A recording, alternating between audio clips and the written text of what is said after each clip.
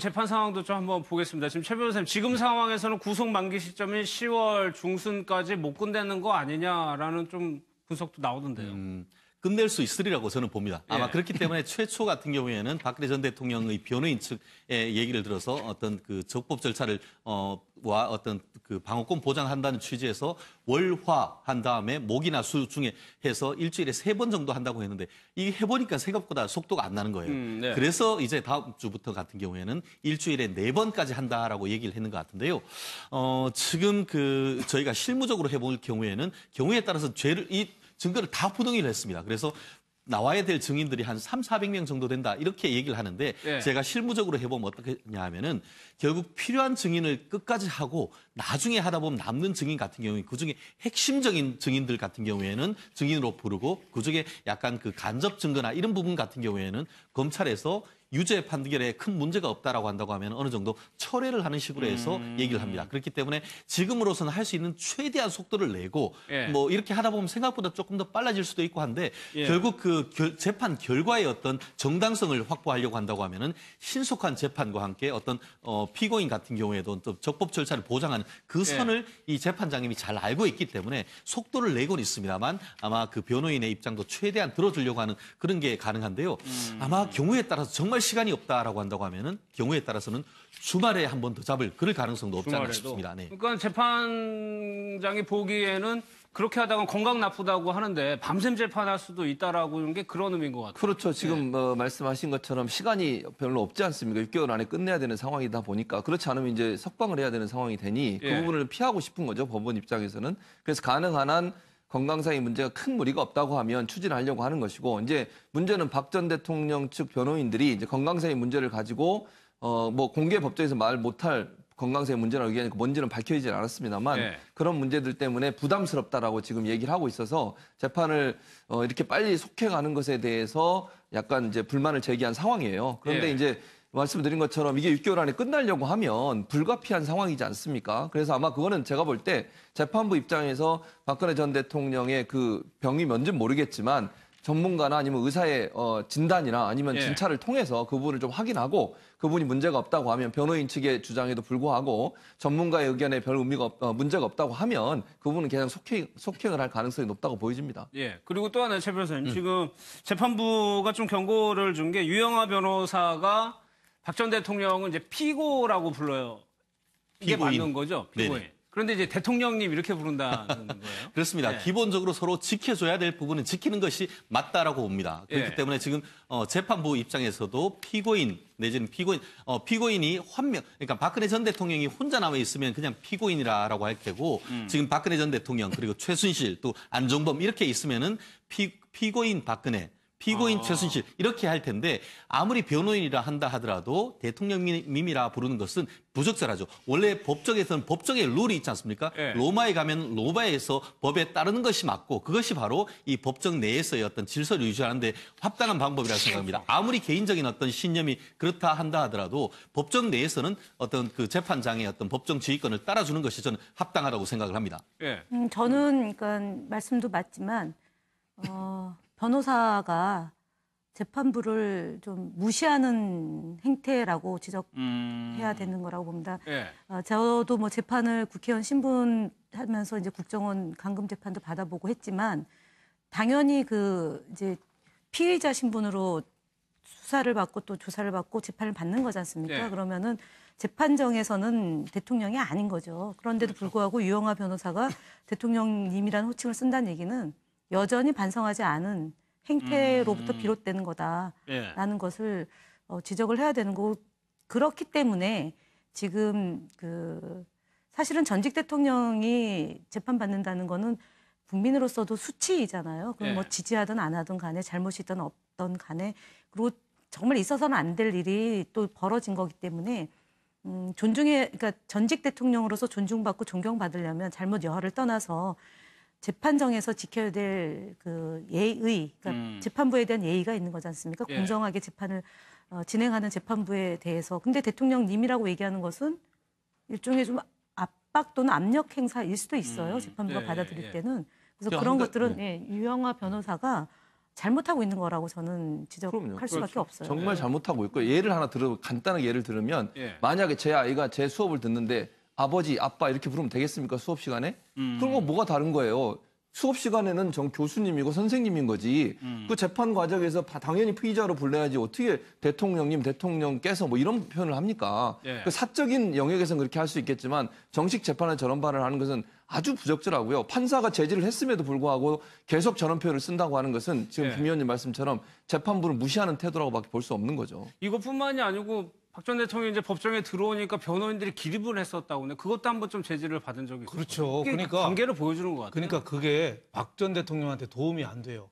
박 전 대통령도 변호인들도 냉정하게 얘기해 줄 사람이 필요한데 예, 지금까지도 자기 편한 사람만 어떻게 보면 기용을 안 가냐 변호사도. 왜 요새 영화 나는 부정한다라는 영화 있어요. 아우슈비츠 학살 있는 거는 다 아는데 예. 그거 학살 없다고 주장하는 사람하고 재판하는데 그 변호인이 하는 거 보고 놀랐어요. 변호인이요. 저 원고 측 그 아우슈비츠 없었다고 주장하는 사람은 아예 눈도 안 마주쳐요. 쳐다보지도 않아. 왜? 예. 보면 화가 난다고. 그리고 또 아우슈비츠의 학살 피해자들 가족들 증언도 안 받아줘요. 왜냐하면 그 사람들이 기억이 틀릴 수도 있고 감정이 복받으면 재판이 엉뚱한 대로 간다고. 있는 대로 과학적으로 분석해서 재판에서 아우슈비츠가 학살이 있었다는 걸 입증해서 이기거든요. 우리가 다 아는 것도 그렇게 해서 이기는데 지금은 재판이 아니라 지금 어떻게 보면은 저 집회하는 것처럼 하면은 네. 박근혜 전 대통령한테 저게 유리하겠습니까? 냉정하게 해서 차갑게 이성적으로 설득을 해야지 재판정을요. 예. 그런 의미에서는 굉장히 저는 안타깝습니다. 알겠습니다. 오늘 좀 대담은 여기서 마무리하겠습니다. 1분 뒤에 다시 돌아오겠습니다. 정유라 씨 얘기로 좀 넘어가겠습니다. 최진영 변호사님 구속영장을 청구를 했어요. 그렇게 네, 그렇습니다. 법원에서 받아들이게 된다면은 모녀가 구속이 되는 굉장히 이례적인 일이 일단 벌어지는 겁니다. 그렇습니다. 저 오늘 오전에 그 제가 남부구치소에 그 제 의뢰인 접견을 때문에 갔었는데 바로 거기에 이제 그 최순실 씨, 정유라 씨 모녀가 있는 곳이었는데요. 예. 정말 모녀가 그 한 지붕 보통 집안에 같이 사는 게 정상인데 이 구치소에 같이 구속돼 있다는 것이 그러니까요. 정말 현대사의 비극이 아닐 수 없는데요. 예.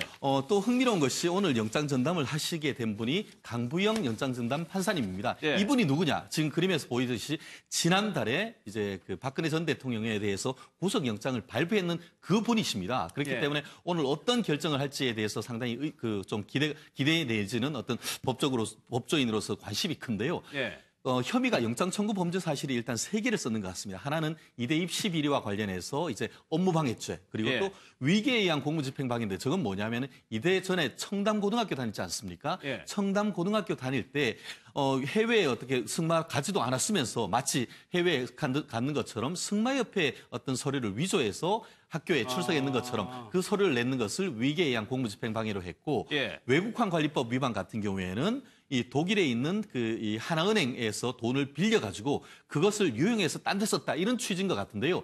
사실 굉장히 궁금했던 게 뭐냐면은 가장 핵심이 뭐냐면 삼성의 뇌물과 관련해서 이 정유라 씨가 어떤 일을 했는지와 관련해서 뇌물죄가 들어가지 않을까라고 생각했는데 적어도 아직 영장을 지금 칠 때까지는 예. 뇌물죄까지는 아직까지 조사가 아직 안 됐고 이와 같은 3가지 혐의로 해서 일단 영장을 청구해서 만약에 구속영장이 나온다고 한다고 하면은 그 이후에는 이 삼성의 뇌물까지 해도 조사를 하겠다. 이렇게 예. 지금 그 검찰에서 밝히고 있는 상황입니다. 그러니까 검찰에서는 일단 확실한 것만 찝어가지고 구속영장을 청구한 것 같은데 최 교수님 저희가 뭐 이제 하도 여러 사례들을 봐와가지고 도피 가능성. 예. 근데 정유라 씨는 한번 독일로 도피성 출국을 한 적이 있었단 말이에요. 네, 그랬죠. 예. 그리고 독일에서도 사실은 막 도망 다니다가 덴마크까지 간 거 아니겠습니까? 예. 그것도 언론사에서 찾아내가지고 결국 구속이 된 상태이기 그랬죠. 때문에 예. 그걸로 본다면 도피나 증거인멸의 가능성이 높다고 볼 수밖에 없죠. 본인이 만약에 그 당시에도 바로 들어왔으면 문제가 없지만 본인은 안 들어오면서 계속 버텼지 않습니까?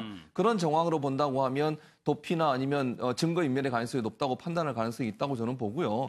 정유라 씨가 예를 들면 본인이 정말 죄가 없다고 하면 법원에 검찰에 출두해서 본인의 의사를 충분히 밝혀야 될 텐데 그게 아니라 엄마의 조력이나 엄마의 조언을 듣고 또는 엄마가 얘기하는 내용들을 변호사가 전달했든지 어떤 방법을 통해서든 엄마가 모든 걸 주도하고 본인은 그 엄마의 지시에 따라서 움직여지는 여러 상황을 본다고 하면 예. 충분히 밖에 있으면서 증거인멸이나 아니면 또다시 어디론가 숨을 수 있는 가능성도 있기 때문에 그런 부분이 뭐 한국 들어와서는 그럴 가능성이 낮다 하더라도 저 정유라가 그전에 했던 모든 행동들을 토대로 본다고 하면 충분히 그런 부분도 고려될 가능성이 있다고 보여집니다.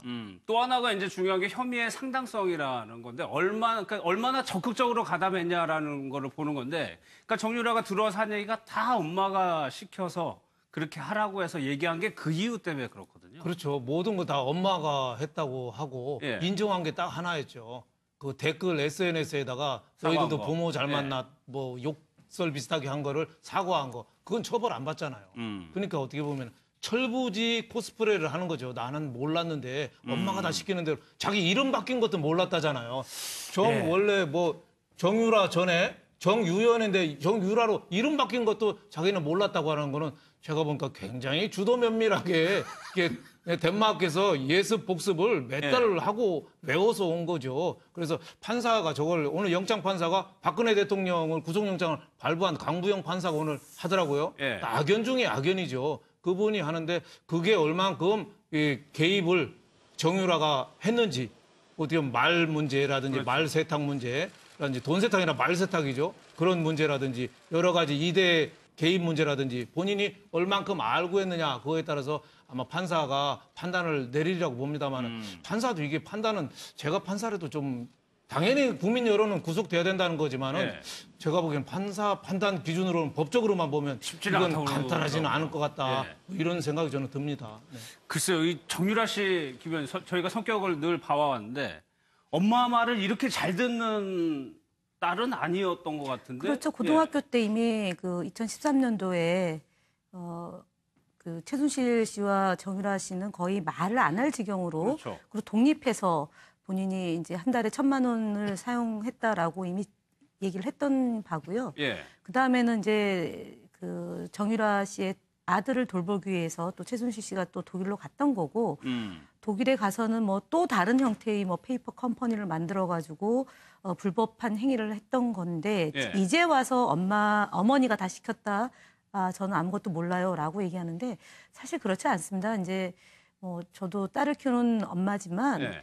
딸의 의사를 존중하고요. 예를 들어서 뭐 이름을 바꾼다거나 아니면은 진로를 정할 때 딸을 존중하죠. 존중받은 경우는 존중을 하는데 이 경우는 좀 다르잖아요. 근데 이제 와서 어머니가 다 시켜서 했다라고 얘기하는 것은 법망을 피하기 위한 변호사의 조력에 의한 행동이라고 보고요. 예. 저는 증거인멸과 도주의 우려가 상당히 있기 때문에 그리고 혐의가 지금 대한민국이 대통령이 파면되고 구속되는 초유의 일이 벌어졌고 예. 지난 겨울에 이어서 국가가 이렇게 혼란한 지경, 국민은 정돈돼 있었지만 국정을 운영하는 일부 세력들은 굉장히 국가를 농단한 거지 않습니까? 국민이 창피해서 고개를 못 들 정도로 대한민국의 품격을 떨어뜨린 것이 최순실 게이트고 최순실 게이트의 중심이 정유라 씨기 때문에 지금 말하는 저렇게 이제 이미지로 뭔가를 좀 이렇게 동정을 하겠다라는 것이 뭐 생각일 수 있을지 모르겠지만 법의 잣대, 엄밀한 잣대를 들여다봤을 때는 예.